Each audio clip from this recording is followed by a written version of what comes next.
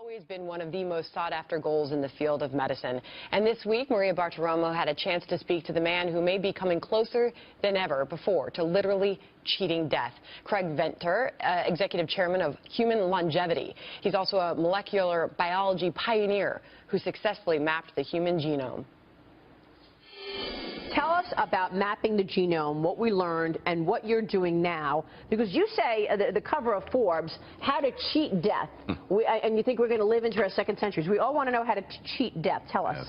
Well, preventative medicine is the key trick. And so the genome is part of that. So what we learned in 2000, when my team sequenced the first genome, just fundamental things like how many genes we had. Nobody even knew that then. And so that helped the pharmaceutical industry with new targets.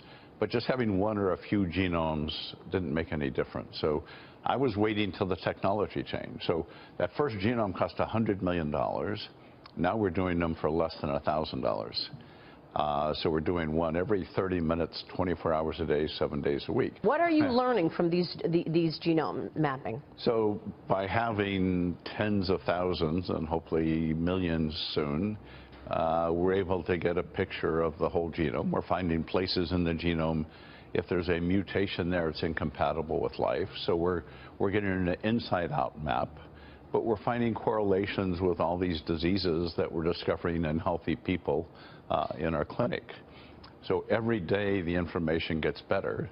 The ideal would be if we just sequence your genome and we could really give you solid information about the future. So we're not there yet. But at Human Longevity, you can take a physical, $25,000? Yes.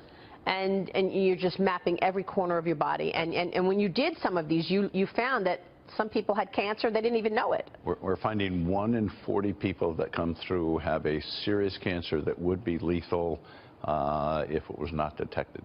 Wow. Including myself. I had my life saved by my own clinic. I was discovered to have high-grade prostate cancer.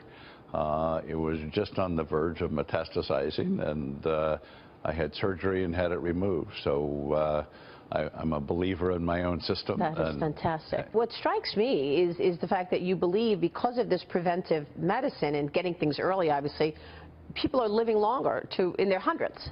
Well, we need to prove that over time.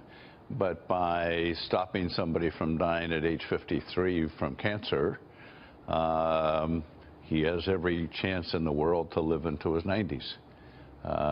Because we can look at all the other diseases. We look at the body as a whole, not just one tissue or one organ. We look at the integration of everything. So from the MRI, we can measure the amount of organ fat that you have, and that gives you a hint of how healthy you are and how healthy your organs are. You know, most people are just unaware.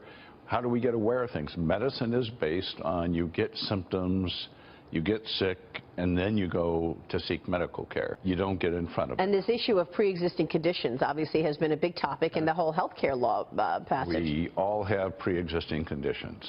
Every one of us.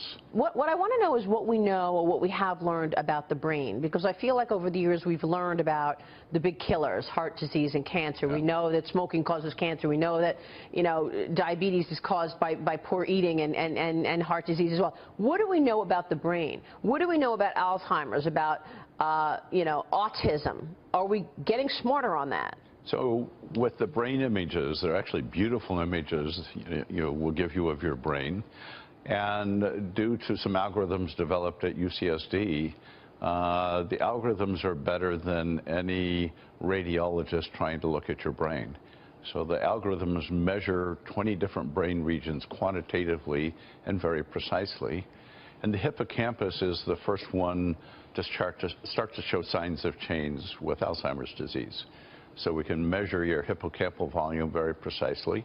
And if it's below norms, that's a hint that you might be starting down the road for Alzheimer's. But also your overall vasculature in your brain is key. But are there, I mean, there's not a cure, and I know prevention. That if you live to 85, you have a 1 in 3 chance that you'll get Alzheimer's. Yes. The brain is like a muscle.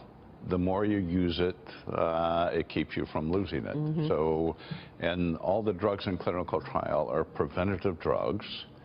So the future will be you'll get a diagnosis from us or somebody else that says, in 20 years, you have a good chance of getting Alzheimer's disease. You should start on this preventative medicine. Again, preventative. Really fascinating stuff. Dr. Venter, thanks for joining us. My pleasure. We appreciate it. Human longevity.